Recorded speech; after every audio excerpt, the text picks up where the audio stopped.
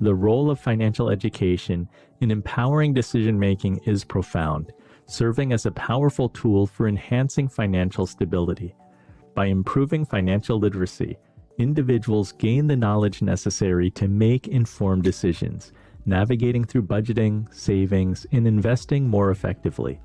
Financial education equips people with the skills to manage financial resources throughout their lives, fostering economic independence and resilience.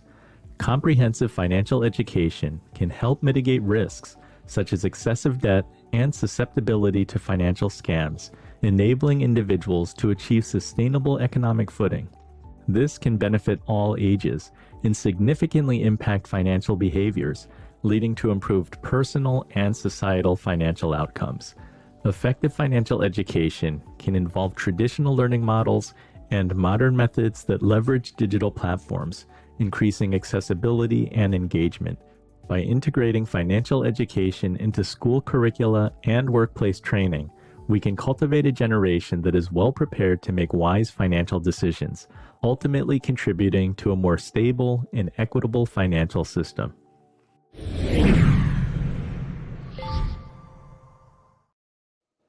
I only realized recently that there are critics who say financial literacy does not always help, that there are academic studies that showed the more an investor thinks he or she knows, the worse the results.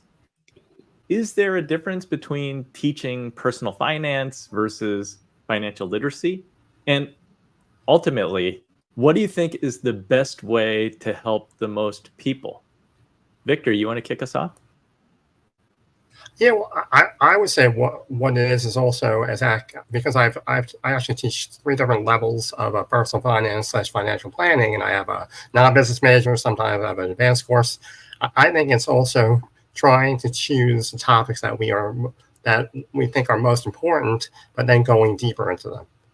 So, for example, why you could create a dangerous situation would be if you just teach students about stocks, but you don't teach them about the dangers of trading, or when they open a brokerage account, if they don't understand what margin is or trading on leverage, it's like giving someone a gun and not training them on how to use it. So they can actually create more damage. Same thing as they don't understand what credit card, you give them a credit card and they don't understand not paying the full amount at the end of the month and what interest is, they can all of a sudden rack up a lot of financial debt. So I think it's really just through repetition and trying to engage them to be interested. I find that games, trying to do things, humor in the classroom, making finance fun helps people want to learn it. But also historically, it's not that we're all of a sudden financially illiterate. It's that credit cards didn't really come about until the late 1950s, the first one. And also because of the change in the 401k plan in the 1980s, we now are responsible as well for our own financial decisions. Also, as we get older, there's research that shows in neurofinance that our financial abilities or capacities decline at the worst time when Medicare and Social Security and all these decisions are more complex. So it's not an easy problem to solve, but hopefully as we do forums like this and as more states are approving personal finance class or requiring it at the lower levels, hopefully there is some hope as we go along. Mary, you're a professor. You also work with advisors. What are your thoughts on financial literacy, personal finance? Yeah, I actually have 2 thoughts on this. One is when my very first job was here in Washington, D.C., and I was both on Capitol Hill and as a lobbyist. And I remember going to the Treasury's Gold Room and talking with all of the different departments inside the U.S. government. And there was a concept called just-in-time education that came out. It's been around forever. But essentially, you're not going to teach about car buying until someone's ready to buy a car. Or you're not going to teach about house buying until that time comes. Sure, there's some fundamental principles that we can all learn from. But I think that just-in-time education is the most pivotal, because until you're making that choice, it's kind of information in, information out. So that's one thought. The second thought, really comes from my research work with the military. So I spent a long time with both the Pentagon and then at an installation doing my dissertation around the financial behaviors of soldiers before and after deployment.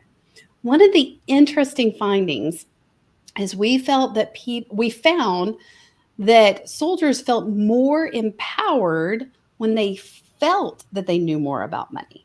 So that's an interesting perspective versus actually knowing. So this was more of a subjective concept rather than an objective concept. And so a lot of times we have a tendency to say, well, you know, X, Y, Z, kind of going back to that spreadsheet idea, right? Like, here's what you do and do not know. Very teacher oriented and based. But what we really found in this research was it's how people feel about money and how much they feel like they think they know about money that plays the most important role in how they interact with money and how wise they are in making those decisions. And I think that's a very important construct. And that really does have different biases in gender as well. And so those are the things I would hone in on more is just-in-time education, as well as how do you improve that subjective knowledge of money? So Mary, let's just go back and underline Victor's point the point that Andy's making. That just because you know it doesn't mean you can do it. Harry Markowitz, who won the Nobel Prize for his portfolio theory of money management, could never make money investing. No, for what all he knew, because he had loss aversion. And with loss aversion, he would sell too soon, hold too long, and he'd never hit the bullseye. And so I think it helps make Andy's point too, that just because you know it doesn't mean you can do it. We've got all those unconscious beliefs. So Bob, how can we help the most people?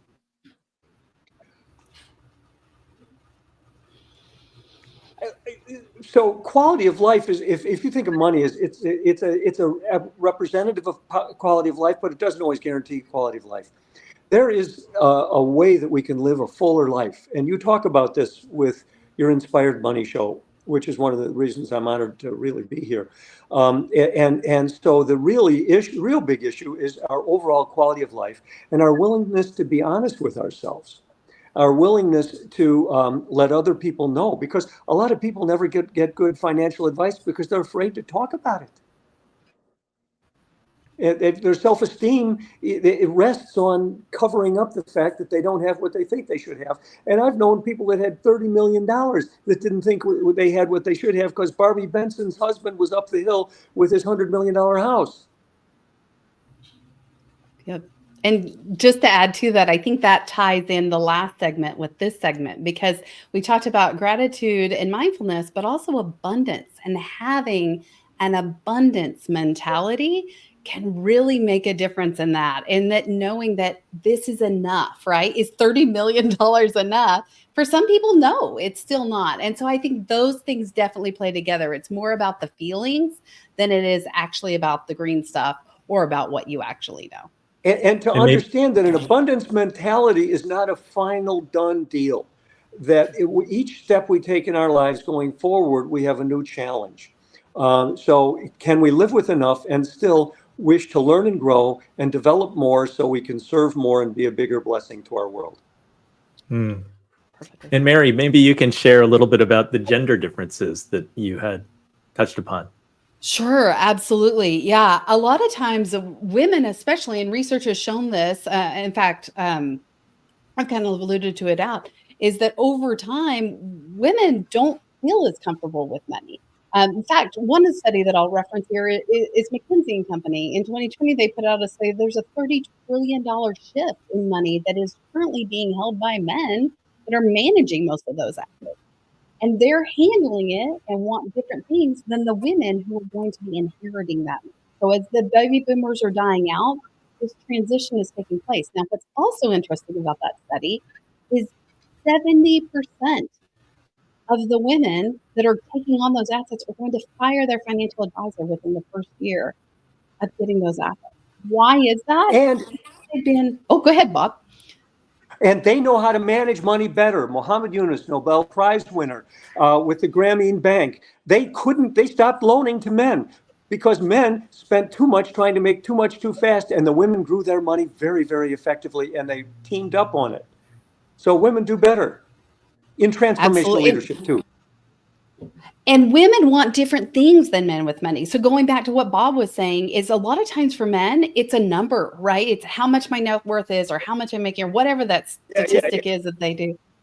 Versus women, they want to know, can I afford that vacation home so my family can have vacations together and be connected or whatever that other tangible goal is.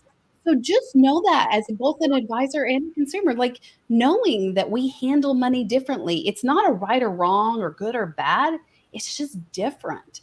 And I think having both that balance of what the men bring, but also what the women bring and empowering women, giving them a voice at the table in these conversations is vital. They have important things to say too. Victor, any and my favorite? lessons, Oh, go ahead. I was just going to say, my mindfulness is, as a male, I know I should invest like a woman, and that's what I do. That's my greatest lesson, and how I put my ego aside and being humble about it. And it's my sense of humor. So just again, it's also centered around that difference is the overconfidence and the idea of neurofinance. I mean, if you look at biology, the idea of, as men, we have more testosterone. We probably cause us to trade too much, but also many times traditionally we have been the dominant ones in the room of financial decisions. So the experience drives that. So as women are breaking down the door and getting into finance, the other tripwires are women going to become more like men. So that will be an interesting to see. Or it seems to me that would be a good research study. As more women are exposed to finance, is there confidence becoming overconfident behavior? And I think that would be an interesting study. That would be an interesting study. But for now, women, stand strong, be confident in your own abilities, and welcome opportunities to learn. And then maybe to the guys, be okay being in touch with your feminine side. So let's move on to segment 4.